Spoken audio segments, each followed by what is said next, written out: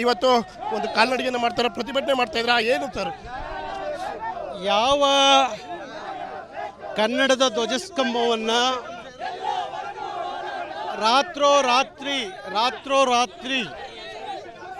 ಆ ಧ್ವಜಸ್ತಂಭವನ್ನು ತೆರವುಗೊಳಿಸಿ ನೂರಾರು ಜನ ಪೊಲೀಸ್ನವ್ರನ್ನ ಇಟ್ಕೊಂಡು ಇಲ್ಲಿ ಕರವೇ ತಾಲೂಕು ಅಧ್ಯಕ್ಷರನ್ನ ಬಂಧಿಸಿ ರಾತ್ರಿ ಅವ್ರನ್ನ ತಗೊಂಡೋಗಿ ದೂರದ ಊರಿನಲ್ಲಿ ಇಟ್ಕೊಂಡು ರಾತ್ರೋರಾತ್ರಿ ಬಂದು 200ಕ್ಕೂ ಹೆಚ್ಚು ಪೊಲೀಸ್ ಸೆಕ್ಯೂರಿಟಿಯಲ್ಲಿ ಕನ್ನಡಿಗರ ಧ್ವಜಸ್ತಂಭವನ್ನು ಹೊಡೆದಾಕ್ತಾರೆ, ಕನ್ನಡದ ಬಾವುಟವನ್ನು ಕಿತ್ತ ಹಾಕ್ತಾರೆ.